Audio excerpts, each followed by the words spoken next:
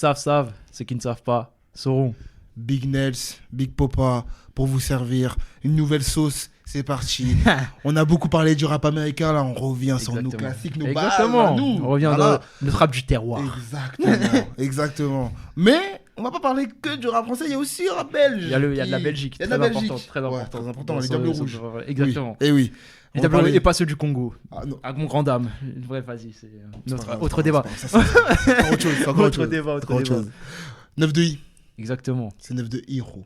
9 de Hero. On va parler un peu du plus grand label de l'histoire du rap français. Voilà, je commence avec une take. Ouais, directement, non, mais. Bon, voilà, histoire de mettre les bases. D'accord. Un jour, on fera une tier list label. On fait des tier list de tout. On va une petite tier list label. Et puis après. En vrai, 9 de I, c'est quand même important. Ouais, c'est gros. Et pour le coup, là, on va parler du 9 de I. On va se limiter à ce qui s'est passé dans les années 2010, notamment à partir de 2014-2015, donc avec le run qu'on connaît, donc avec Booba, avec forcément Shai, Damso, C-Boy et Benash. Donc il y a quand même une époque qui est relativement courte, mais qui était très importante, je trouve. Ouais, je suis d'accord. Pour le rap français, je suis d'accord. Parce que je sais pas, c'était nos Rocafella, je sais pas comment expliquer. Ouais, non, parce qu'ils avaient tous une particularité, mais tout ça mis au service d'un collectif. Ouais, c'est ça. Tu sais, qu'il y avait vraiment un son 9 de I. C'était le 9 de I, genre. Tu vois. Et puis en plus, t'as le côté, genre, Booba, gros artiste, qui produit ses petits, entre guillemets, tu vois. Je trouve l'énergie, il se passait quelque chose, tu vois. Bah voilà, on va un peu détailler tous les artistes qui sont passés par là, sachant qu'on a déjà fait une vidéo sur Damso, donc on va pas passer 10 heures sur Damso, c'est disponible sur la chaîne, on a déjà parlé de tous les albums. Bon, Damso chez 9 de I, c'est Batterie Faible et Ipséité. De très bons albums. Non, il y a le Topé. Je dirais que tu avais omis volontairement ce côté-là. Mais tu sais qu'il est sorti de ma tête. Monsieur. Allez voir la vidéo. Allez voir la discographie de Damso. On va pas se forcer. Mais bref.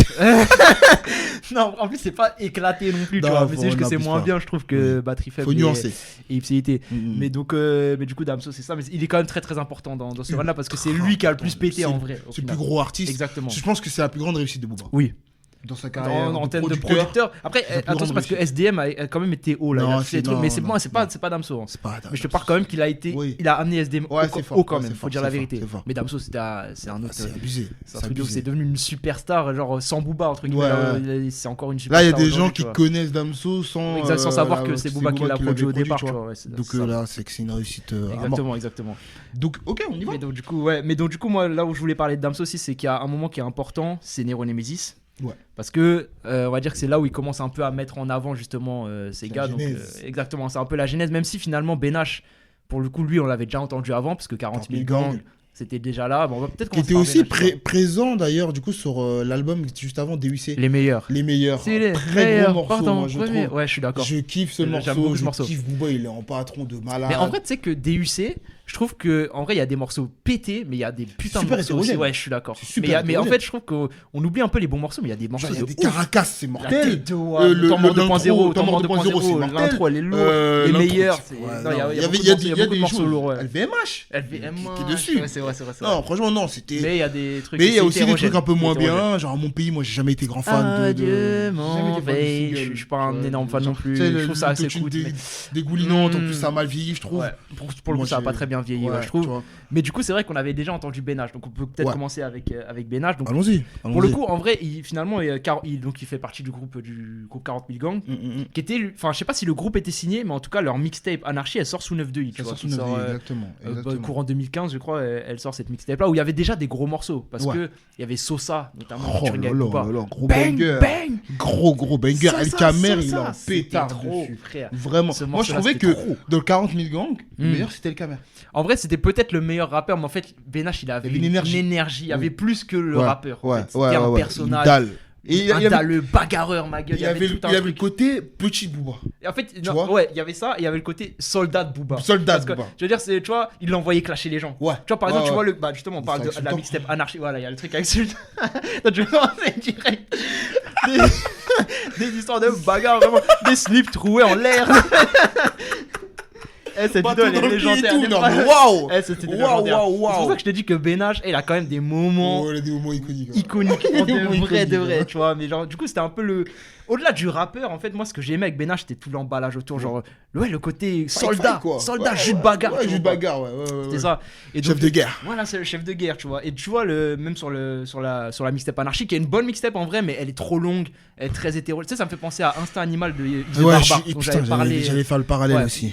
On en avait parlé il y a quelques semaines, de Barbare. C'est un peu les mêmes types de mixtapes, genre tu sais, tu sens que le produit c'est un gloubi-boulga de plein de trucs, de plein de tentatives. Il y a des trucs bien, des trucs pas du tout maîtrisés parce qu'ils sont encore au début de leur carrière. Et puis au final, on parle d'artistes, il y en a beaucoup qui n'ont pas continué leur carrière. Tout à fait. Donc tu vois, il y a des mecs. Pareil Caméra et Benach, en vérité, les autres on les a un peu oubliés, tu vois. Exactement, tu vois.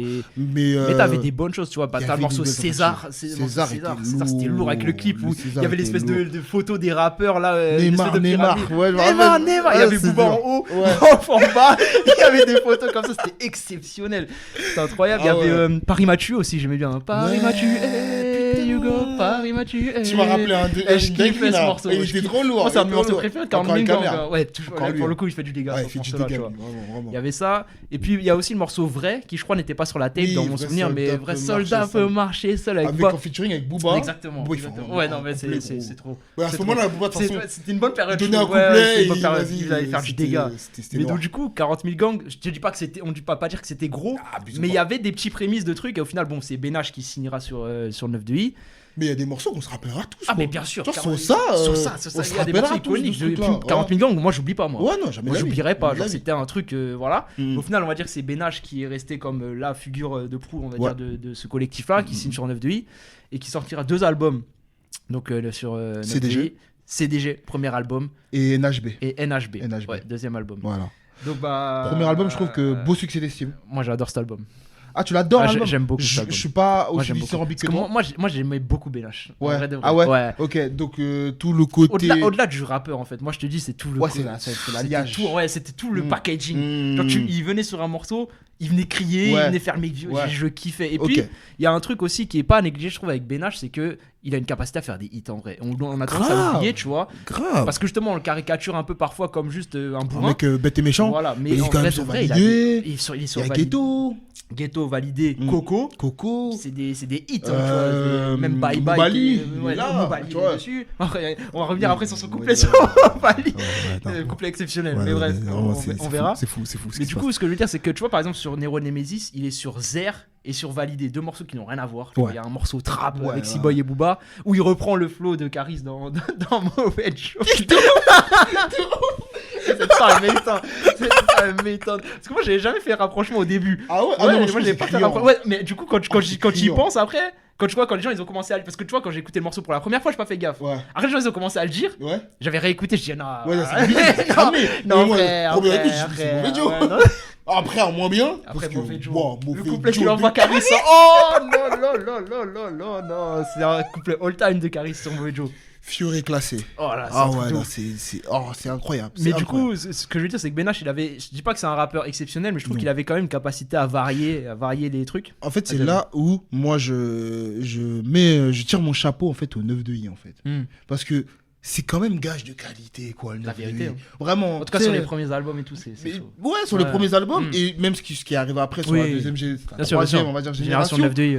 Frérot, c'est quand même c'est solide quand même, tu vois. C'est rarement très nul. Bon, il y a des trucs un peu moins bien. En fait, on va dire c'est rarement inaudible, genre tu dis c'est éclaté au sol. Et il y a une identité 9 de I, tu vois. Et encore plus, moi il y a un morceau auquel j'ai envie de mentionner sur cet album qui est pour moi un des meilleurs feats, si ce n'est le meilleur feat. Je sais ce que tu vas dire. Du 9 de I.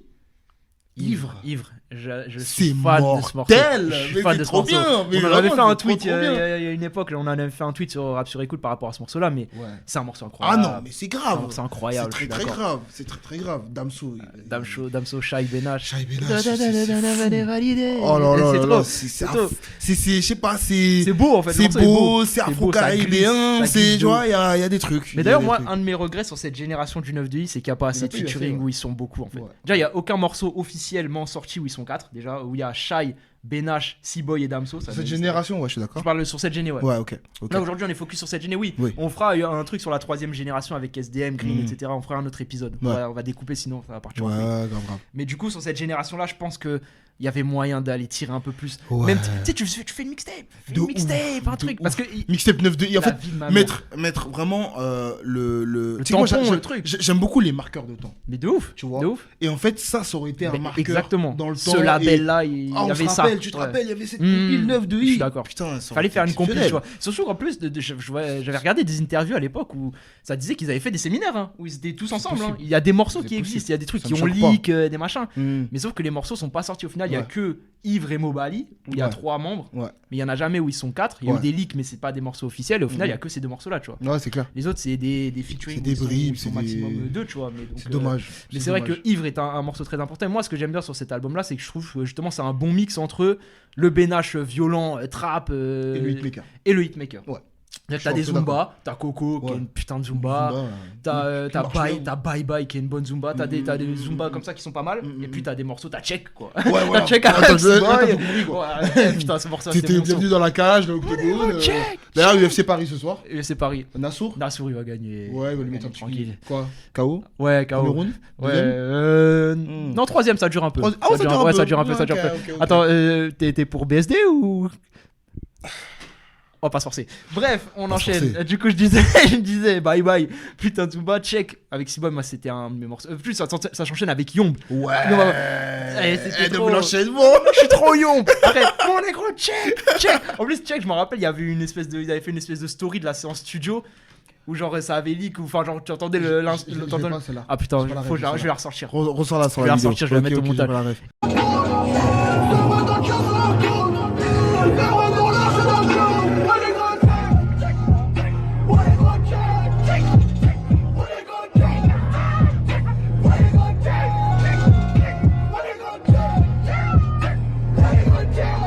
Et tu voyais les...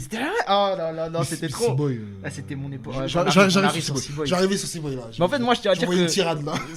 Mais moi, je tiens à dire que cette période du 9-2, c'est une de mes périodes préférées, moi, en tant qu'auditeur de rap français.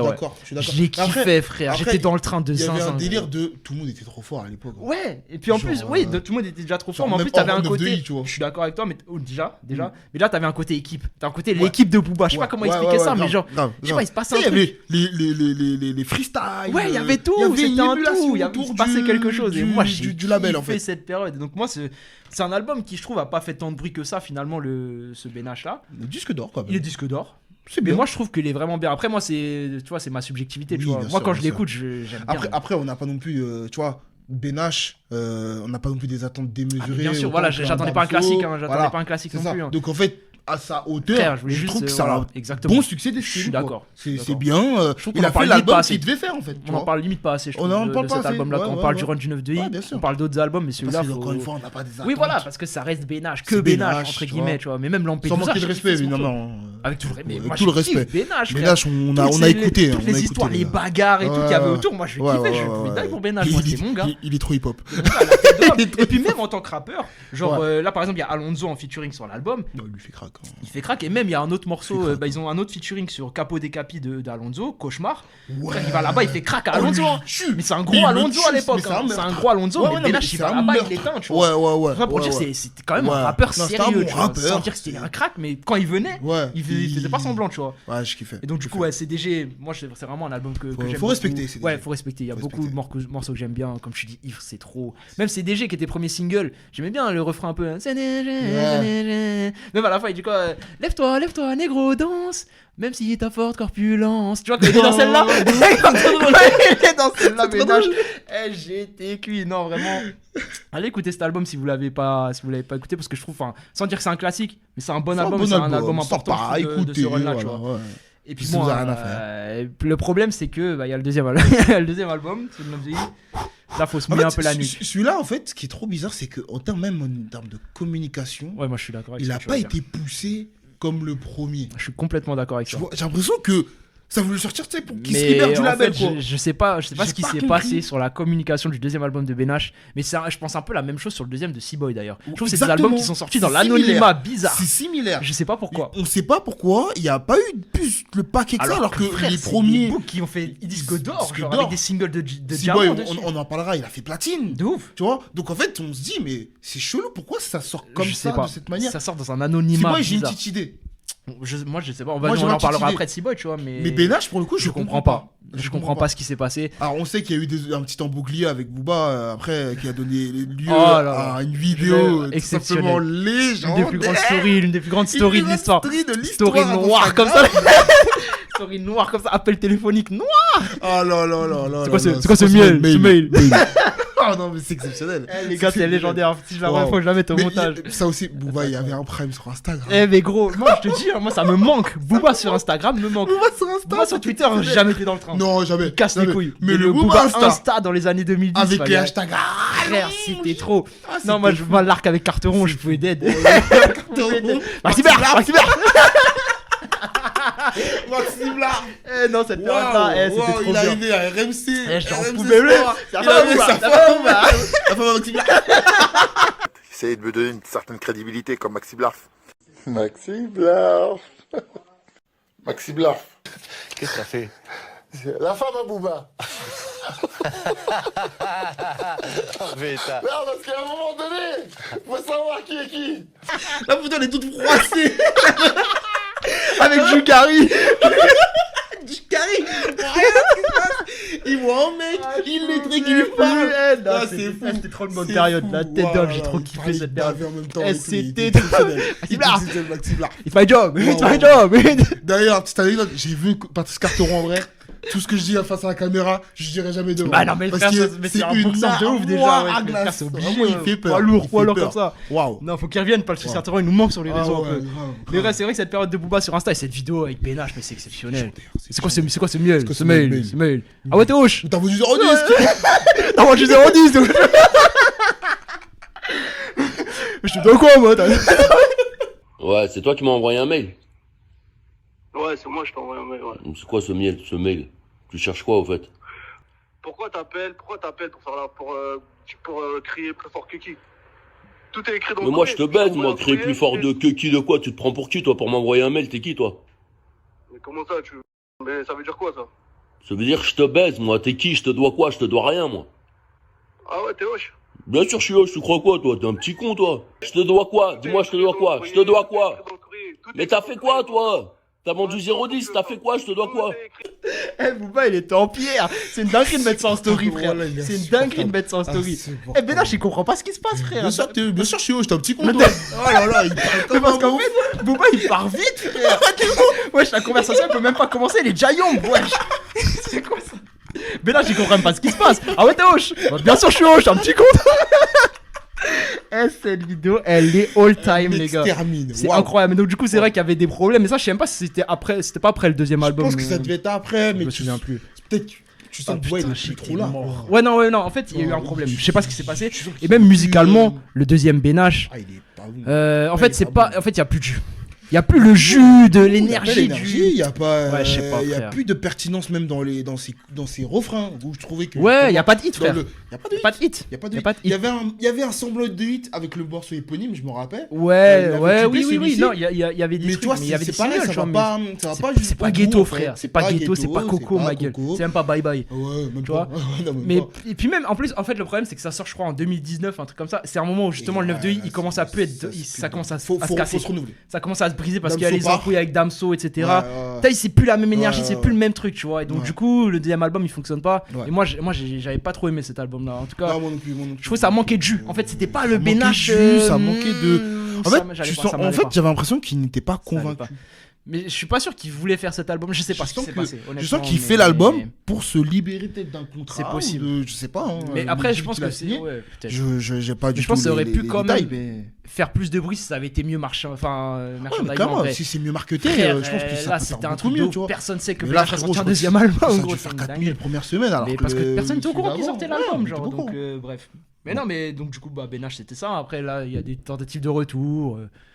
Bon, on verra, hein. On va lui donner le bénéfice du doute. Mais moi, je tiens quand même à remettre l'église au centre du village. Désiré Doué n'a pas. On va pas se forcer. Ça m'a pas convaincu. Ouais, non, on n'est pas dedans de ouf, tu vois. Mais le premier album solo de Benache est vraiment bien. Et puis, tout l'arc avec 40 000 gangs, tout ce qu'il y avait autour, les bagarres avec Damsez, des trucs où il va mettre des compressions aux gens, les matchs. Il clashait tout le monde. En fait, c'est le soldat de Booba, tu vois. Il l'a envoyé au front. Donc, bref. Benache vraiment intéressant et important dans ce run là, tu vois. Gros respect Benache, gros respect. Bon, on enchaîne avec ça et après bon, Shai, la first lady du crew. Je te laisse en parler parce que je vais arriver après. La first lady du crew. Bah en fait, je sais pas, dans la plupart des crews, ils essayent de ramener une meuf, tu sais, même Rocafella, ils avaient Amil, etc., tu vois, aux États-Unis. Pas très bien marché, je crois. Bon, ouais, ça a pas. On va pas se. Après, bon, Amil, c'est d'autres considérations encore. Il y a eu d'autres problèmes dans sa vie perso, etc. Bref. Yes. Donc, on était sur du coup Shai. Je laisse débuter. En fait, le truc sur Shai, moi, je suis pas un grand fan de Shai. En fait, je suis pas fan du tout de Shai. Mais en fait, moi, le problème que j'ai avec Shai, c'est que je trouve qu'on me l'a vendu comme quelque chose qu'elle n'est pas. C'est-à-dire que moi, on m'a annoncé une rappeuse, frère. On t'a annoncé Brad Pitt. Ouais, voilà, c'est ça. On m'a annoncé Mission Impossible le retour. Non, mais en fait, on m'a vendu une rappeuse. C'est-à-dire quand tu l'entends pour la première fois, donc c'est sur Cruella, sur Autopsy 4, featuring Booba. Mon Dieu que c'est faible. C'est faible, elle rappe. Mon Dieu que tous les morceaux qui sortent entre Cruella et Jolie Garce, elle rappe. Alors, c'est loin d'être génial, c'est faiblard, c'est pas une rappeuse, voilà. Mais il n'empêche qu'elle rappe. Et maintenant, elle arrive, premier album. C'est un album de pop, en fait. C'est un album où... tout sauf du rap. Ça rappe pas. Il y a un morceau rap dessus qui est catch-up. Qui est faible. Qui est faiblard. Mais tout le reste, en fait, c'est pas du rap. Et donc, du coup, moi, c'est ça mon problème avec Shai depuis le début. C'est que, frère, on m'a vendu un truc qu'elle n'est pas. Et donc, du coup, ça m'a cassé les couilles. Et cet album-là, moi, je l'ai pas. Après, on a deux morceaux en tête. Ouais, voilà. En vrai de vrai, bon, PMW, bravo. Applaudissements dans les bureaux. Applaudissements c'est magnifique. PMW, c'est exceptionnel. C'est incroyable. En top carrière. Ouais, vraiment. Le morceau est dingue. Ouais, c'est magnifique. Thibaut Courtois. Sans pas. Très bon son. Très bon hit. Très bon hit. Mais maintenant qu'on a dit ça. Est-ce que vous vous souvenez d'un seul morceau de cet album-là, hors PMW et Thibaut Courtois? Je suis pas convaincu. Bon courage. Donc moi non, Shai, en plus c'est donc du coup c'est le seul album qu'elle sort sous le 9 de I. Moi pour moi c'est un, je sais pas, c'est raté l'histoire entre Shai et le 9 de I. Ça pour moi ça a pas pris. C'est une histoire de rendez-vous manqué à chaque fois. Ouais, je trouve, tu vois. Ça se sépare, ça revient, un truc qu'on comprend pas. Avec des histoires. André Ayou qui ouais, machin. Tout ça. Ouais, on comprend rien. Pour moi ça c'est le gros échec de ce run là, c'est Shai, frère. C'est Shai. Elle ça a pas fonctionné autant que ça aurait pu ou que ça aurait dû, je sais pas. En tout cas ils l'ont marketé d'une manière où ça. Moi, en tout cas, ils m'ont induit en erreur et moi, j'ai jamais trop kiffé. Et puis, bon, de base, Shai, on va se le dire aujourd'hui, l'artiste en elle-même, elle est pas dingue, frère. Artistiquement, Shai, moi, je suis pas. Tu sais qu'on va se mettre des gens à dos. Peut-être. Il y a des fans de Shai. Et moi, justement, je vais rebondir sur Shai. Ni la rappeuse, ni la chanteuse, frère. Mais même le personnage, moi. Ouais. Je vais aller au-delà. Ouais. Écartons-nous du sportif. On va pas rester sur le sportif. On va sur l'extra sportif. Non, mais moi, Shai. Mais moi, Shai, j'ai un problème. Je corrobore tout ce que tu dis, évidemment. Moi, ce qui me dérange vraiment beaucoup, c'est qu'on l'a érigé à une place dans notre culture qui est beaucoup trop. Ouais. Le costume est trop grand, frère. Le costume est beaucoup trop grand. On essaie de nous l'imposer. Ouais. Tu vois, moi je l'ai pas choisi Shai, mais je la vois beaucoup quand même Shai. C'est bizarre alors que j'ai jamais tapé son nom sur une barre de recherche, tu vois. C'est vrai. En fait, je pense que le truc, c'est que... Elle floute the game, gros. C'est vrai, mais parce que je pense qu'il y avait aucune meuf dans ce délire-là du même style que les américaines. Ouais. Nicki, tu vois. Ouais. Nicki Minaj, elle est arrivée, elle a tout pété. J'adore le rap féminin. Mais moi aussi. Les gars, quand on va faire un petit bilan là sur le rap féminin, vous allez vite comprendre. Frère, elles sont pétard aux States, là, elles sont pétard aux States, j'écoute à mort. On en avait déjà parlé quand on avait fait notre rétrospective l'année 2024 déjà. Ouais, on avait déjà parlé de beaucoup de Gloria, Lato, plein de meufs, exactement. Moi, je suis fan. Mais là, Shai, non. Je suis désolé. Parce qu'artistiquement, ça va pas. Je fais un pas de côté. Ça va pas. Parce qu'en fait, elle a 10 ans de carrière quand même. Ouais, non. Elle a 10 ans de carrière et j'ai pas un projet plus marquant qu'un autre. C'est ça. Et j'ai pas de morceaux référence où je me dis ah ouais, ok, PMW, je te le donne. Oui, c'est un hit pop. Oui, bien sûr. Mais rap. Non, un peu rap ou influencer un peu rap, s'il te plaît. Genre, c'est possible. Non, c'est genre d'arriver à ce niveau-là. Mais c'est pour et ça puis, que... je sais pas, moi, Shai, tu me fais des grands discours en disant que oui, les femmes doivent s'entraider, il doit y en avoir plus, etc. T'as pas poussé une femme depuis le début. Il y a un vrai problème sur ça. Il y a un vrai problème. En fait, le discours, il est pas en adéquation avec les actes. C'est ça, parce que moi, j'ai pas envie d'aller sur l'extra sportif, comme on dit. Mais en fait, quand toi, t'en fais ton cheval de course, de bataille. de cheval de bataille, et qu'au final, bah, dans les actes, c'est pas le cas, de ouf. Bah, moi, ça me dérange. Même elle tire vers le bas les gens, genre. Non, moi globalement, Shai, j'ai un problème, moi. Gros, je sais pas. Quand on parle d'OVNI, parlez-moi de Théodora, par exemple. Réel. Tu vois, Théodora, ça, c'est un OVNI. Artistiquement, ça, c'est un OVNI. Elle met une claque. En 1 an, 2 ans de run, elle a plus fait que Shai, frérot, artistiquement. C'est réel. Et pourtant, Shai, cérémonie aux flammes, elle a un medley, gros. Non, mais elle est poussée, elle a été poussée, parce que justement, un medley, gros. je pense qu'ils ont voulu, entre guillemets, dupliquer le modèle américain, c'est-à-dire Nicki Minaj, quoi, en gros. Trouver la Nicki Minaj française. Forçons pas. Sauf que le problème, c'est quoi là, ça a été forcé parce qu'il y avait que elle qui pouvait faire, qui était dans ce créneau-là, la Jolie Garce, justement, les Jolies Garces. Je vais voir les Jolies Garces, parce qu'elle se met à Bléda, avait perdu kilo. Interview. C'est légendaire de vous voir sur Sikeo. C'est dingue. Mais c'était un peu la seule meuf dans cette mouvance là en France. Mais sauf que le problème c'est que Nicki elle rappe quoi. Nicki au début elle rappait, elle cassait des bouches. Ouais. Sur le côté vampirisme, ouais, c'est bien inspiré de Nicki. Oui, voilà. Ça, je te le donne, je te l'accorde. En fait, mais sur tout le reste, musicalement, en fait, ça manque, tu vois. Moi, dans Jolie Garce, c'est globalement Shai, tu vois, quand on parle de ce run-là, de Damso, de C-Boy, de Benache et de Shai, pour moi, Shai, c'est le truc qui a le moins bien fonctionné, qui était le moins bien géré, elle était moins forte, frère. Elle était moins forte. Elle était moins forte. Faut juste dire la vérité, frère. C'est packaging qui sauve l'artiste, là. De ouf. Genre, je suis désolé. Ah ouais, elle a des très beaux visuels, hein, ça magnifique. Et encore, je parle pas du physique, hein. Non, mais vraiment, le côté c'est léché, hein. C'est léché, tu vois. Mais le reste, musicalement, le problème c'est qu'il y a de la musique. Le problème c'est qu'il y a des matchs. Le problème c'est que dans la musique, il y a des albums. Ouais, c'est ça le problème. C'est réel. Et là-dessus, je suis désolé, elle ne m'a jamais convaincu. Et son dernier album me le prouve encore, c'est la même soupe mainstream de merde qu'on se tape. J'ai même pas écouté cet album, ça m'intéresse pas. Je sais pas, genre t'es Shai, t'as une stature, t'as justement, apparemment t'es l'ovni du rap français, bah s'il te plaît, change-moi ma perspective de ta musique en fait. Enfin je sais pas, sors des sentiers battus, parce que t'as l'occasion de le faire. Parce que de toute façon on te dit amène à tout, visiblement. Donc, ça je sais pas, moi non, mais après globalement, je vois ce que tu veux dire, le public, oui. Voilà, donc je sais pas. C'est vrai qu'elle a encore une carrière, alors qu'en fait, musicalement, je trouve que c'est faiblard depuis 10 ans, tu vois. Elle est cuite musicalement, avec tout le respect. Là, je parle que de musique. Elle est cuite. Moi, je sais que j'écouterai pas un album de bout en bout de Shai. Et si je le fais, je passe un très mauvais moment. Donc, je suis pas là pour passer des mauvais moments. On passe pas un très bon moment en écoutant ce truc. Non, j'avoue, ça faisait très longtemps que j'ai pas écouté ça. Déjà, quand c'était sorti, je trouvais ça horrible. Parce qu'on va parler d'un autre mec à côté. Oui, voilà. Vas-y. Rien à voir. Je sais pas. Mais bref, j'avais essayé de le réécouter. C'est compliqué. Bref, bon, vas-y. On va pas passer 10 ans sur Shai, vous avez bien compris. On n'est pas fans. Venez défendre les fans de Shai, venez défendre les gars. Venez. Si vous voulez, on va bien vous accueillir. Bref, on enchaîne. Cette émission va beaucoup trop loin. En fait, on a un problème. On sait pas se cadrer en fait. Je crois qu'il faudrait un conducteur clair et net pour pas qu'on dévie, tu vois. Là, je sais pas. C'est n'importe quoi. C'est légendaire. Ça, vraiment, c'est que les frérots qui vont savoir, mais vas-y, vous savez.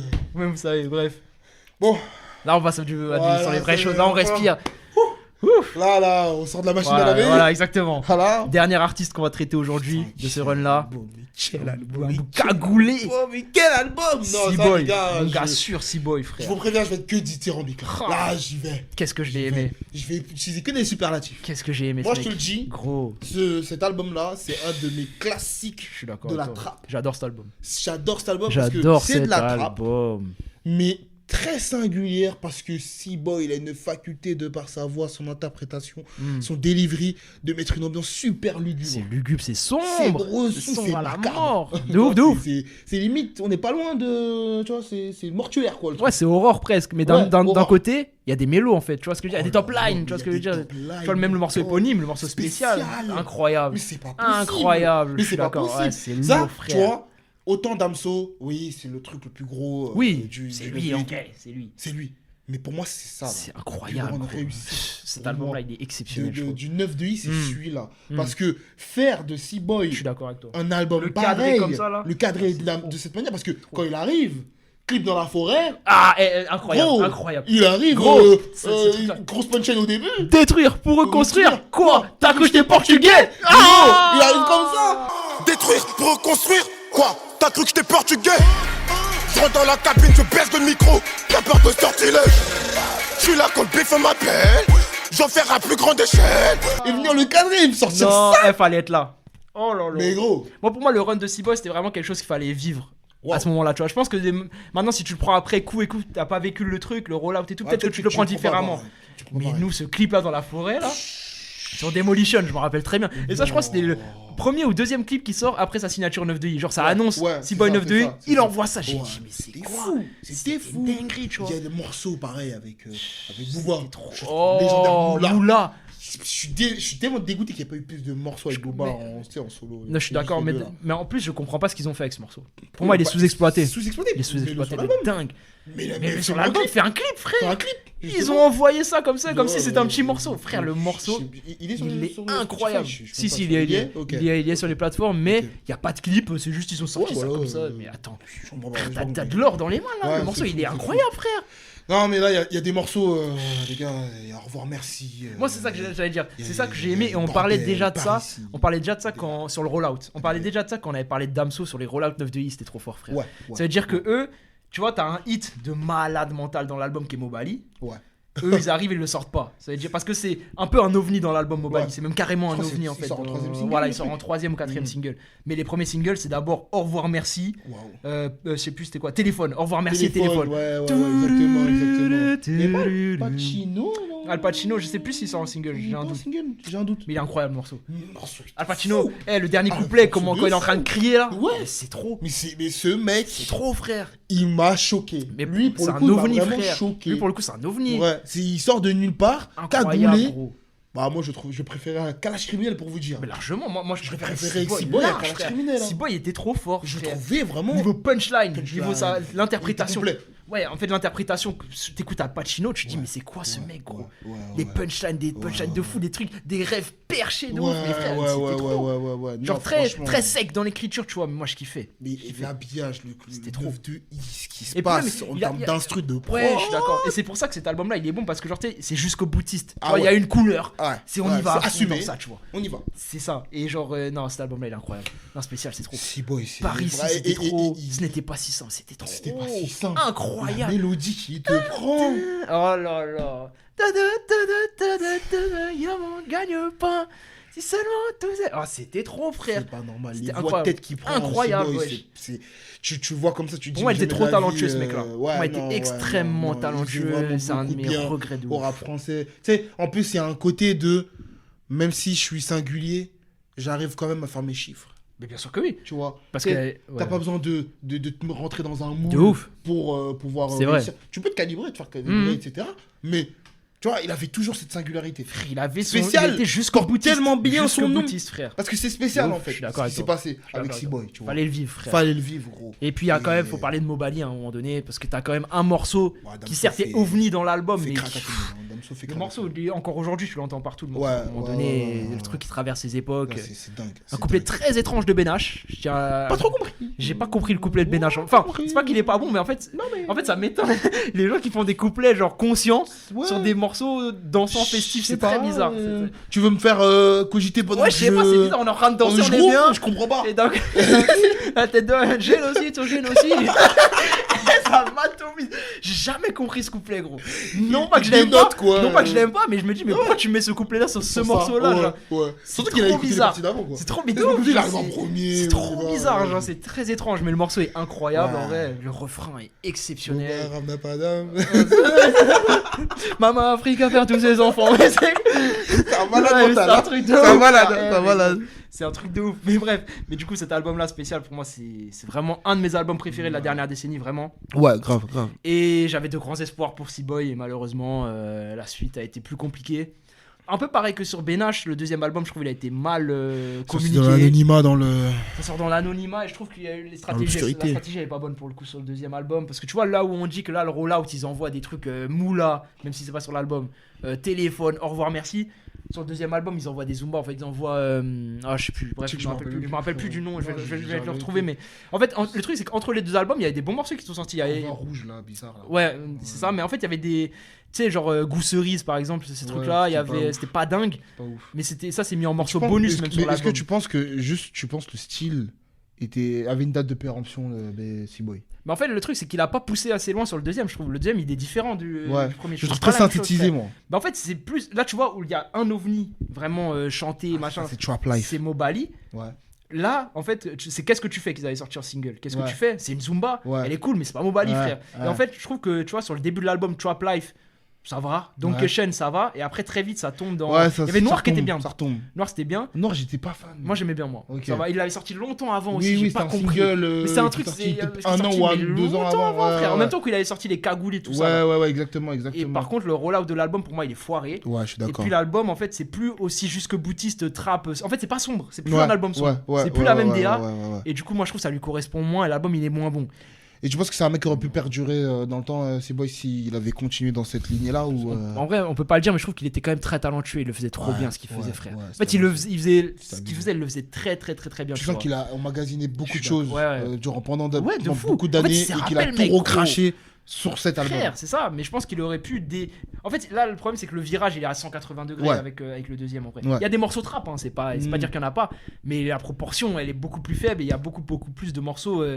Zumbesque, chantonné, je recherche le hit. Là où t'as que Mobali là. Et encore une fois, je trouve pas convaincu en fait. Dans ses choix. Ouais, je sais pas. Donc, c'est un flop, comme il n'y va pas. Flop de ouf. Comme il y va pas sérieusement, enfin pas à fond, il va pas à fond. Bah t'as l'impression qu'il est pas convaincu et que du coup tu peux pas me convaincre. Parce que pour moi, sortir Qu'est-ce que tu fais comme single d'un album, c'est une bonne Zumba, mais c'est pas Mobali, frère. Et puis même c'est pas. Sachant que c'est un comeback, il revient après combien de temps là? C'est pas le bon rollout, je sais pas, c'est 2 ans après, je pense. 2 ans, je crois. Si je dis pas de conneries. Non, tu vois, Plaf pour moi. Après, je maintiens que c'est un album qui aurait quand même fait plus de chiffres s'il avait été mieux marketé, frère. Parce que j'ai l'impression qu'il y a des gens qui ne savent pas que C-Boy a sorti un deuxième album. Tu vois, ça c'est problématique. Ça. Il y a eu un problème dans la com, il y a eu un problème, je sais pas ce qui s'est passé encore une fois, tu vois.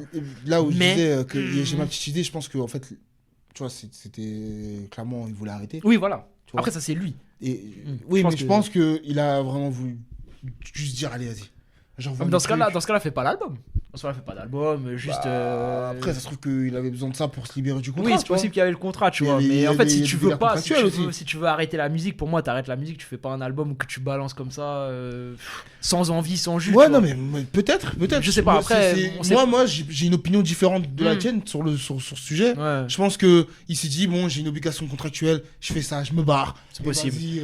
Après, pareil, sur son départ, il y a quand même beaucoup de choses qu'on sait pas, tu vois. Ouais, je pense qu'il y a beaucoup de choses qu'on ne sait pas parce que un mec qui sort d'un platine avec un single de diamant, derrière le deuxième album, bon, il flop, on sait pas trop ce qui s'est passé, mais qui derrière disparaît complètement, on n'entend plus parler sur les réseaux sociaux, il y a plus rien, il y a pas une annonce de départ, il y a rien, c'est quand même assez rare, tu vois, pour être genre d'habitude les mecs qui se barrent, c'est vraiment les mecs qui ont jamais eu le succès ou quoi. Là c'est C-Boy, frère. Non, sans te dire que c'est une superstar monstrueuse, mais il n'empêche que c'est C-Boy, gros, genre il fait 10 de platine, il faisait partie du paysage rap de ouf, et que du jour au lendemain il y ait plus rien, aucun truc, je sais pas moi, c'est bizarre. Il était devenu un peu tu sais avec tellement beaucoup de gimmicks. Tu vois, pas de maladresse. Ouais, pas de maladresse. Tu vois, il y avait plein de gimmicks. Mais il était presque caricaturé, hein. Il était caricaturé parfois. Et pour moi, c'est bon signe. Ouais, c'est de ouf, de ouf. Je suis d'accord avec toi. Tu vois, il y avait l'émission, je sais plus, j'ai pas envie de dire une bêtise. Il y avait l'interview là, Au revoir, merci. Là, ouais. C'était pas sur le KLM ça? C'était pas sur le KLM, Au revoir, merci. J'ai un doute, je sais plus. Je crois que c'était sur le KLM. Tu sais, il y avait des rubriques, il y avait lui qui apparaissait, tu vois. Au revoir, merci. C'est quand même une figure, il faisait partie de l'écosystème du rap français. Il existait, quoi. Et comme tu dis, le voir partir comme ça. On n'a pas de nouvelles depuis. Genre, il y a eu un ou deux communiqués faits par des gens. Moi, en tout cas, à ce niveau-là, je n'ai jamais vu ça dans le rap français. Mais c'est très bizarre quand même. Ça n'existe pas. Et même Booba n'en parle pas. Ouais, il en parle très peu. Genre, c'est flou, c'est vague. Genre, tu sais, quand il parle de Benache, il en parle. Quand il parle de Damso, il en parle. Quand il parle de Shai, il en parle. C'est très flou. On comprend pas trop. Bon, bref, c'est dommage parce que vraiment, c'était un ovni. Tu vois. Vraiment, pour moi, c'est l'un des rappeurs les plus talentueux qui soit passé sous le 9 de I, vraiment, tu vois. Certes, il y a Damso qui a un truc. Derrière, il y a SDM qui a fait des trucs très bien. Et Green qui est très talentueux. Mais C-Boy, il avait un truc, frère. Moi, personnellement, je préfère C-Boy à tous ces mecs-là. Moi aussi. Moi, parce qu'il y avait. Pas Damso. Hein, non, pas Damso. Damso, c'est autre chose. Damso, c'est l'OVNI de l'OVNI. Mais il y a eu un débat il y a pas très longtemps sur. Enfin, plus, ça date peut-être un peu maintenant sur les rappeurs du 9-2-I. C-Boy ou SDM. Moi, je trouve que C-Boy est plus fort qu'SDM en vérité. En fait, parce qu'il avait une singularité que SDM n'a beaucoup moins. Ce que fait C-Boy, c'est que C-Boy qui le faisait. SDM, je trouve, c'est beaucoup plus générique. Il est fort dans ce qu'il fait, attention. C'est plus générique, c'est plus. Tu vois, C-Boy, il avait sa patte, il avait son truc, frère. Donc moi vraiment C-Boy j'ai adoré et j'adore cet album, je l'écoute encore très souvent. Vraiment. Pareil. C'est dommage. Ça si vous l'avez pas écouté, c'est très important. Si vous êtes fan de trap, d'ambiance un peu bresson et tout, vraiment cet album il va vous servir tout ça sur un plateau d'argent. Réel. Et non, ça se mange à l'apéro, au dessert et au dîner quoi. Lui pareil dès qu'il arrivait sur un couplet, tu vois sur Zer, il arrive, il est là, il est méchant. Ah ouais, sur Check avec Benache, il est là, il est méchant. En fait, il venait, il abattait les gens. Ouais, moi, je kiffais vraiment C-Boy, c'était trop. Bon, voilà, hein, je pense qu'on a fait à peu près le tour. Cette génération, tu vois, heureusement qu'on n'a pas fait l'autre génération après, parce qu'on est déjà à 40 minutes. Et heureusement qu'on n'a pas parlé de Damso, parce que wow. Ouais, non, Damso, on a déjà fait. Damso, on a déjà fait toute une vidéo. On va pas reparler de Damso ici, mais voilà, hein, les gars, dites-nous. Si vous avez kiffé déjà. Si vous avez kiffé la vidéo, n'hésitez pas à, comme d'habitude, vous abonner, partager, liker, tout ça. Vous connaissez les réseaux sociaux. TikTok, Insta, YouTube, Twitter. Exactement. Et oui, Twitter. On est là sur Twitter. On commence à s'y mettre. Ça bouge. On n'y est pas encore assez sur Twitter, on connaît, mais bon, c'était l'été, là, c'est la rentrée. Ouais, là, on arrive, on revient. J'espère que votre rentrée s'est bien passée, la famille. J'espère. J'espère que. Le retour de vacances. J'espère que vous avez une bonne classe. Un bon emploi du temps. Alors, l'ancienne, les emplois du temps. Ah ouais. À l'ancienne. Quand tu vois les journées qui se finissaient à midi, comment t'étais repas. Tu vois, quand tu finis à 17h30, les autres finissent à midi. T'as les glandes. T'as les glandes. Tu sais, entre l'heure du midi et à 15h. Tu peux pas trop sortir. Et tu vas sortir parce que vas-y, t'es un interne. Oh là là, mais quel enfer. Quelle époque. Les gros cartables bien lourds. Les casiers. La cantine, le rab. Quand t'étais du deuxième service, mon dieu, ça envoyait la tête, ça s'envoyait. Vous voyez le résultat aujourd'hui. Il est devant vous. Ah frère. Le rab, on l'a tapé. Non mais les gars, voilà, j'espère que tout s'est bien passé pour vous, etc. Que vous avez kiffé. N'hésitez pas à nous dire votre ressenti, un peu ce qu'ont vécu cette période-là sur le run du 9D, parce que moi j'ai l'impression, enfin moi c'est méga quoi, mais peut-être que c'est que notre gêné qui le voyons comme ça, et peut-être que les autres le voient moins, mais nous on se l'est vraiment pris. Et puis dites-nous si vous voulez la partie qu'on fasse la partie sur SDM, Green et tout, plus la 3ème génération 9-2i. Fort. Et puis voilà les gars. Portez-vous bien et puis on s'attrape. Peace.